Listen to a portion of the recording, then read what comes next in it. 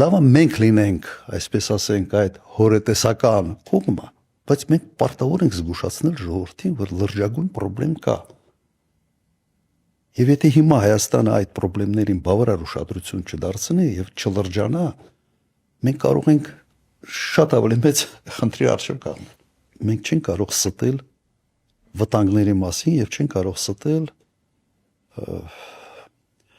այն երևույթների մասին, որոնք գոյաբանական սպառնալիք են Հայաստանի համար։ Մենք ուղղակի դրա մասին խոսելուց պետք է լուծումներ առաջարկենք, թե ինչպես կարելի է խուսափել այս կամ այն խնդրի մեջ խրվելուց։ Անվտանգություն այնպիսի բան է, որ դու կարող ես ամեն ինչ ունենալ, մեկ օրում կորցնել։ Եվ արտաքին անվտանգության մասին է սա, եւ ներքին անվտանգության մասին է։ Եվ անվտանգության մասին մարդիկ ավելի շատ սկսում են